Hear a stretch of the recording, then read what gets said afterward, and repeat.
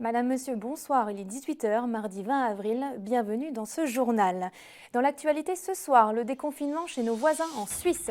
Même si la situation sanitaire reste très fragile, la population a retrouvé une partie de sa liberté depuis ce lundi. Les terrasses et les restaurateurs ont fait le plein après 4 mois de fermeture. Nous sommes allés prendre la température. Et puis on fera le point sur les travaux de la liaison ferroviaire Lyon-Turin. La semaine dernière, Bruxelles a annoncé que l'Union européenne allait financer la moitié des travaux. Pour en parler ce soir, je reçois Josiane Beau, la responsable de la délégation française à la commission intergouvernementale de ce projet.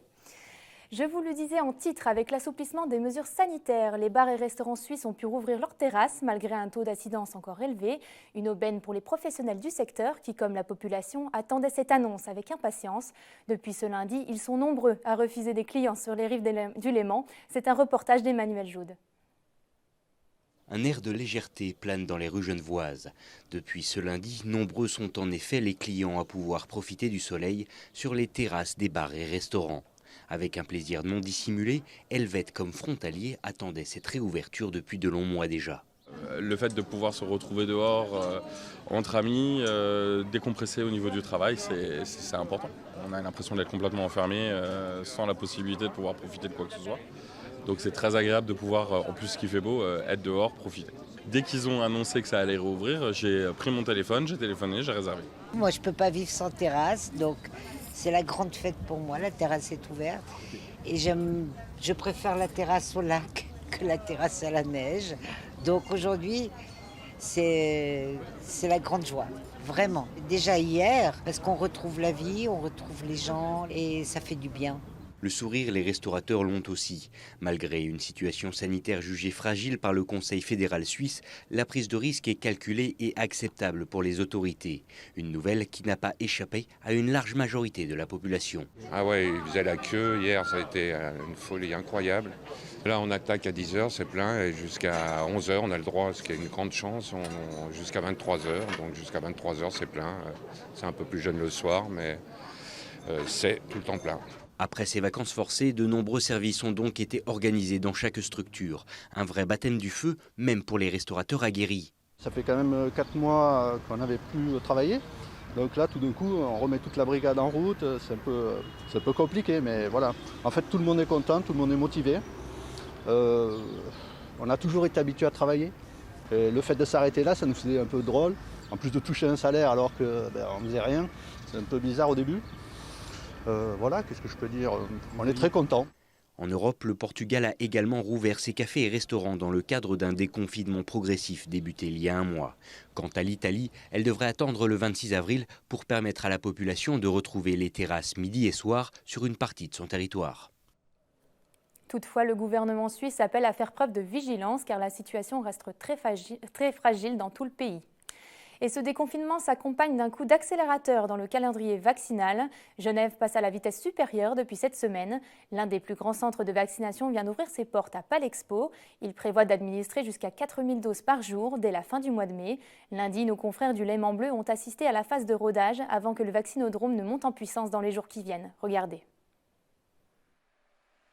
Pas de file d'attente en cette fin de matinée à l'entrée de la halle 3 de Palexpo. Les démarches administratives d'usage remplies, les bénévoles, ici de la protection civile, se chargent de guider les personnes dans l'un des 160 box que compte le centre. Tout va très vite. En seulement quelques minutes, le vaccin est injecté, ici exclusivement du Moderna. Chacun doit alors patienter 15 minutes en observation dans son box. Une organisation parfaite selon cette Genevoise. Du moment qu'on est arrivé jusqu'au moment que j'étais assise dans ma chaise, on a mis 4 minutes. On est vraiment pris en charge ici. C'est bouleversant de voir tout ça fonctionner comme ça. C'est vraiment incroyable. Ce projet de vaccinodrome à Palexpo est un partenariat public-privé. Médecins, pharmaciens et infirmières assurent bénévolement la vaccination. C'est l'association des médecins de Genève qui organise leur présence. Le ratio est simple, c'est un médecin pour environ 100 vaccinations, donc 1000 vaccins, 10 médecins, 2000 vaccins, 20 médecins et ainsi de suite. Aujourd'hui, nous avons préféré assurer la première journée en demandant à 25 médecins d'être présents. Les partenaires du projet étaient réunis cet après-midi devant la presse. La pharmacienne cantonale s'est voulue rassurante. Le rythme de la vaccination à Palexpo ne sera pas ralenti par les problèmes d'approvisionnement de vaccins Moderna constatés ce week-end. On avait livré déjà 4000 vaccins dans la journée du vendredi pour pouvoir ouvrir et couvrir les 2 ou 3 premiers jours de la vaccination. Donc on était en fait confiants, si le vaccin ne devait pas revenir trop en retard, de n'avoir aucune différence, que ce soit ni dans les allocations des dotations pour chacun des autres centres ou Palexpo. Encore une initiative privée qui assure une mission régalienne, a-t-on une nouvelle fois entendu. Pour Adrien Bron, cette crise sanitaire justifie ces mesures exceptionnelles. Je crois que c'est absolument naturel que nous ayons besoin des partenaires qui ne soient pas étatiques pour répondre aux défis de cette épidémie. Le projet est financé par le groupe M3 qui a déjà investi 400 000 francs en plus des 500 000 dépensés chaque mois pour payer salaire, loyer et autres frais fixes. Abdallah Chatila n'attend pas de bénéfices, dit-il, mais s'il y en a, tout est prévu. Au cas où il y a un bénéfice futur, il serait partagé en deux. Une partie pour nous, une partie pour Pharma Genève et la MGE qui, eux, vont sûrement le répartir au prorata des gens qui sont venus bénévolement. Dès demain, le centre de Palexpo va commencer à augmenter le rythme de la vaccination. 1500 injections prévues dès demain, 2000 dès jeudi pour atteindre 3000 vaccinations au début du mois de mai.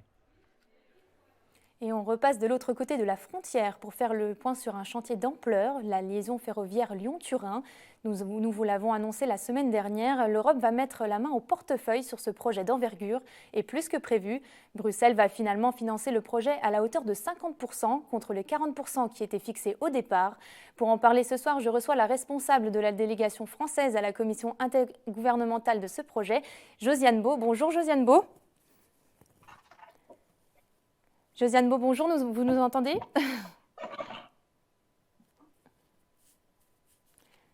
On a peut-être quelques problèmes techniques en régie, peut-être qui vont régler le problème. Est-ce que vous nous entendez, Josiane Beau ? Moi, je vous entends très bien. Et vous, m'entendez-vous ? Oui, très bien. Eh bien, bonjour. Tout d'abord, une réaction par rapport à l'annonce qui est tombée il y a quelques jours. L'Europe rajoute également 2,5 milliards d'euros sur la table pour financer les voies d'accès. Est-ce que le projet est beaucoup plus cher que prévu ?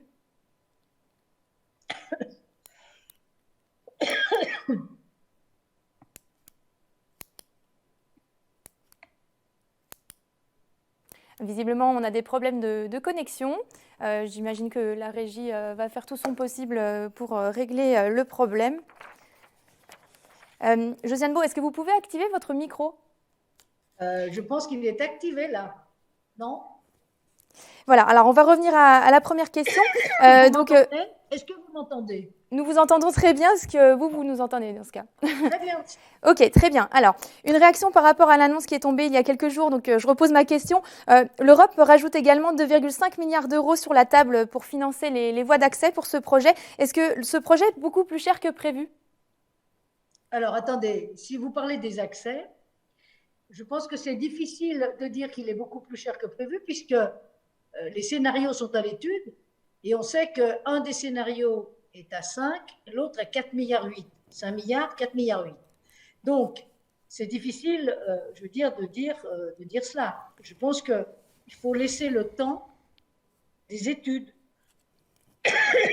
Alors après, ensuite, on sait que l'Europe va financer, évidemment, et on y compte bien, mais honnêtement, je pense que tant qu'on n'a pas un projet qui a été choisi, c'est-à-dire un des deux scénarios, au dernier comité de pilotage présidé par le préfet, 2 scénarios sont à l'étude, soit la dominante fret qui passe sous Chartreuse, avec éventuellement le prolongement sous Beldon et Glandon, soit le scénario mixte qui arrive au nord de Chambéry. Donc, tant qu'on n'a pas, choisi ce scénario, on ne peut pas, si vous voulez, avoir une négociation financière finalisée avec l'Europe. Alors justement, concernant ces scénarios, le comité de pilotage a retenu 2 solutions sur les 5 initiales, l'une plus favorable au trafic de fret et l'autre aux voyageurs. Est-ce qu'il y a une tendance qui se dégage aujourd'hui ? Écoutez, ce qu'on peut dire, c'est que d'une manière générale, il ne faut jamais perdre de vue que le Lyon-Turin est né de la Convention alpine de 91. Et cette Convention alpine, l'objectif, c'était de dire les Alpes sont un milieu très fragile.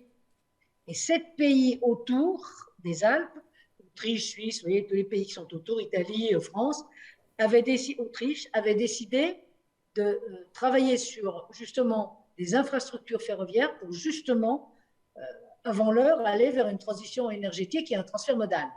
Donc c'est bien de là que nous sommes partis. Puis ensuite, l'Europe en a fait un élément majeur de son réseau transeuropéen. Donc, si vous voulez, aujourd'hui, je pense que ce qui est important, c'est effectivement qu'on arrive à réussir cette transition énergétique au travers d'un transfert modal. Ça ne veut pas dire qu'on n'est pas aussi là pour améliorer la desserte des voyageurs. Alors, c'est vrai qu'il y a un scénario qui est plus favorable au fret et un scénario qui est favorable au fret, mais aussi aux voyageurs. Voilà. Alors, je veux dire, ce travail qui est en cours est un travail au moins qui a l'avantage, si vous voulez, de nous remettre dans une méthodologie pour aboutir à des accès au Lyon-Turin. Et c'est ça qui est important à mes yeux. Alors, très concrètement, aujourd'hui, où en sont les travaux, justement? Alors, soyons clairs. Les travaux, c'est le tunnel de base de 57 km.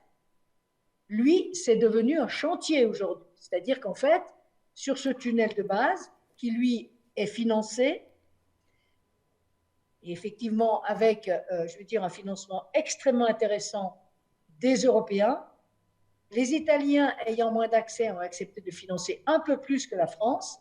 Donc le tunnel de base, si vous voulez, aujourd'hui, la fin des travaux est prévue 2030. On va admettre simplement qu'avec la pandémie qui a quand même retardé les travaux, on peut avoir un décalage d'1 année à 2 ans. Mais en tout cas, les travaux sont faits pour être terminés entre 2030 et 2032 sur le tunnel de base de 57 km entre Saint-Jean-de-Maurienne et l'Italie. Alors justement, est-ce que vous pouvez nous expliquer... Les accès, eux, sont seulement à l'étude. D'accord. Est-ce que vous pouvez nous expliquer en quoi cette ligne va être un axe stratégique pour le réseau de transport transeuropéen? Alors, pourquoi elle est stratégique? Tout simplement parce que après les tunnels de la Suisse, qui font du nord-sud, c'est la seule qui va faire de l'est-ouest. Et donc, c'est la seule ligne qui va permettre de remonter tout le couloir méditerranéen, à savoir Portugal, Espagne. Et Dieu sait que quand on circule sur l'A7, on s'aperçoit du nombre de camions qui s'échangent avec l'Espagne. Ou avec, je veux dire, la région PACA, avec le port de Marseille et la région PACA. Donc, si vous voulez, on a là, je veux dire, vraiment un enjeu stratégique pour l'Europe d'arriver à remonter les marchandises sur le ferroviaire en est-ouest, en nord-sud aussi, mais surtout en est-ouest. Parce qu'en nord-sud, il y a effectivement la partie, on a quand même pas mal de marchandises qui viennent d'Angleterre et qui descendent et qui vont en Italie, mais c'est l'est-ouest qui est important et qui est vraiment l'enjeu majeur. Alors, comment peut-on expliquer que ce projet mette autant de temps à rentrer dans les mœurs et à satisfaire toutes les parties? Alors, vous savez, je discutais avec les Suisses il n'y a pas très longtemps où j'avais fait une intervention justement sur le Lyon-Turin. Et les Suisses me disaient qu'ils ont fait 2 tunnels. Les Suisses me disaient qu'en fait, les Français, on était toujours en train de se flageller parce qu'eux, ils ont aussi, pour leur tunnel, ils ont mis aussi 30 ans. Quand on reprend du début où ils ont commencé à travailler sur leur tunnel et au moment où ils les ont inaugurés, il y a aussi 30 ans. Et la personne qui a des responsabilités relativement importantes en matière de mobilité sur la Suisse me disait, il faut arrêter de vous flageller, un tunnel, un Lyon-Turin, ça ne peut pas sortir comme ça, il faut du temps, il faut qu'on prenne la mesure des choses, il faut aujourd'hui, si vous voulez, le raisonnement qu'on tiendra aujourd'hui par rapport à la transition énergétique n'est pas tout à fait la même que celle qu'on aurait tenue il y a 30 ans, même si ceux qui ont fait la Convention alpine en 91 à Salzbourg, les 7 pays européens autour des Alpes, sont des gens qui étaient précurseurs sur la nécessaire transition énergétique. Donc, je ne crois pas qu'il faille... Enfin, moi, je crois qu'il faut arrêter d'inscrire dans les esprits le fait que le Lyon-Turin n'avance pas. Le Lyon-Turin est un gros projet et le Lyon-Turin avance. Alors c'est vrai qu'il y a quelquefois des bagarres politiques, il y en a eu en Italie, il peut y en avoir en France, il y a quelquefois des bagarres qui retardent, qui font des petits...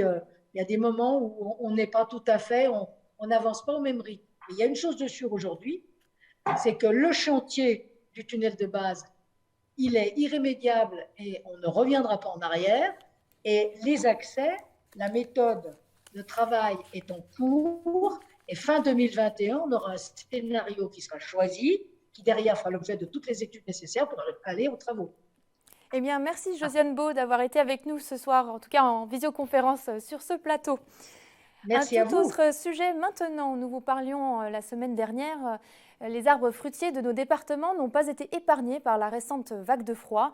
Le gel a détruit une grande partie des récoltes. C'est notamment le cas pour les vergers Tissot implantés à Copenay, en Haute-Savoie. Ils ont encore dû lutter contre les nuits glaciales ce week-end. Alors pour faire face à une nouvelle année difficile, le gouvernement et les collectivités locales ont annoncé verser quelques aides aux exploitants touchés par ce sinistre. On écoute justement la réaction d'un arboriculteur au micro de Victoria Lopez.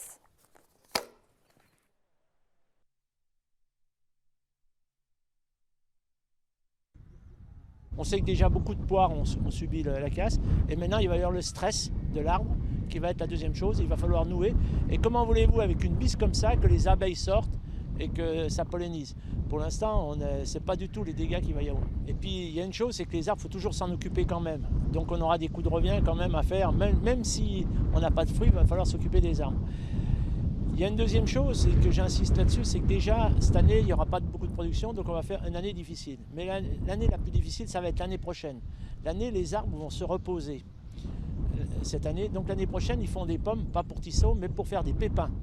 Donc l'année prochaine, il va y avoir surproduction de noyaux en abricots, en pêche. Et là, ça se passe comme en 92.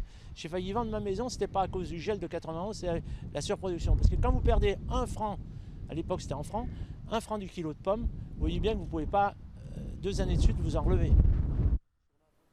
En bref, la police nationale devrait recevoir des renforts en Savoie et en Haute-Savoie. Le président de la République l'a annoncé ce lundi à Montpellier avec la création de 10 000 postes de policiers et de gendarmes partout en France. Dans la circonscription d'Annecy, il s'agit de 35 postes pour l'année 2021. 15 policiers et gendarmes supplémentaires sont attendus à Annemasse, 10 à Chambéry et 7 dans la circonscription du Léman. Place maintenant à notre série de la semaine. Elle sera consacrée à l'architecture utopique, un courant très présent en Haute-Savoie dans les années 60. Pour ce premier épisode, Jean-Paul Crespi nous emmène visiter une exposition au CAUE de Haute-Savoie. Elle retrace l'aventure de ce groupe d'architectes qui ont donné vie à ce mouvement. On regarde. Des bulles, des voiles de béton projetés et de la fibre de verre pour une conception de l'architecture novatrice et libertaire. Son seul mot d'ordre, offrir à chacun les moyens d'habiter librement un espace qui lui corresponde.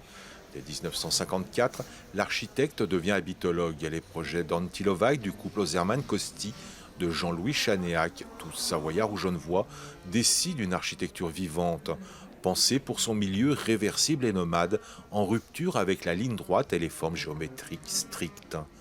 Tous se retrouvent au sein du GIAP, le groupement international pour une architecture prospective, et ils fondent en 1971 à Douvaine l'association Habitat Évolutif. Réunis, ils exposent ensemble leur vision à la fois pragmatique et fantastique de la ville et de l'habitat du futur. Pour ces architectes, l'an 2000 devient leur horizon. Finalement, c'est le mouvement du bras qui détermine l'espace dont a besoin l'homme. Enfin, c'est ça, un petit peu l'idée. Et la rondeur, en fait, ça permet de moduler l'espace, voilà, de créer finalement des espaces là où on en a besoin. En partant d'un principe que tout ce qu'on a hérité de mobilier, etc., n'est plus utile aujourd'hui. Enfin, voilà. Et donc, l'architecture devient elle-même meuble. C'est-à-dire que le sol se lève, crée une table, crée une banquette, on va ouvrir une fenêtre là où on le souhaite. Voilà, c'est en fait quelque chose d'assez plastique, finalement. Quand ils font des prototypes de maisons en plastique, ils sont financés par la Caisse des dépôts dans les années 70. Je crois que le prototype date de 72. Et les sociologues sont un peu inquiets de savoir si le fait d'habiter ces formes un peu inédites, ces formes rondes, ça ne va pas perturber les habitants. Et donc il y avait une crainte des gens d'habiter dans ces éléments qui étaient moins standards et moins normés, moins normaux. Au cœur de l'exposition, Conquête spatiale, proposée par le CAUE de Haute-Savoie, le projet de centre-ville de Douvaine. Ce projet marque l'aboutissement de leurs recherches. Bien qu'inachevé, la construction de cet ensemble urbain reste un témoignage majeur de cette aventure architecturale. On peut vivre de ses rêves et de ce qui était utopique peut devenir une réalité. Et toujours garder ça dans un coin de la tête, c'est qu'il y a toujours des innovations, des solutions, cette liberté aussi de l'autoconstruction avec la maison Unal. C'est une architecture qui nous provoque encore aujourd'hui, par sa singularité, par l'audace de ces architectes, par l'ambition aussi qu'ils voulaient soulever en fait. Et quand on regarde leurs dessins, quand on regarde leurs réflexions, il y a une espèce de fascination. Enfin, on se dit oui, il y a une espèce de génie créatif qu'on a du mal, un élan qu'on a du mal à trouver peut-être dans les projets d'aujourd'hui, oui, sûrement. Oui. Tombée en désuétude dès la fin des années 70 pour être redécouverte aujourd'hui, cette architecture de l'utopie et de la liberté proposait en son temps de multiples solutions pour personnaliser son habitat. Une personnalisation choisie sur un catalogue ou réalisée en autoconstruction. Conquête spatiale nous interroge, l'architecte devenant ainsi médiateur entre l'habitat et le désir d'habiter pour que tout un chacun réalise maintenant son projet de vie. Vous pourrez bien sûr retrouver cette exposition en ligne sur le site internet du CAUE. Et demain, pour notre deuxième épisode, nous irons à la rencontre de l'une des figures de ce mouvement, Claude Cauchy. C'est la fin de ce journal. Merci de l'avoir suivi. Dans un instant, la météo de Thierry Paulme et un nouvel épisode de votre émission Panorama, consacré cette semaine au club de hockey de Chamonix. Ils fêtent leurs 110 ans cette année. Ce soir, Victoria Lopez rencontre d'anciens joueurs. Demain, vous retrouverez Sébastien Germain pour le journal à 18h. Quant à moi, je vous souhaite une très belle soirée sur 8 Mont Blanc. Prenez soin de vous. À très vite.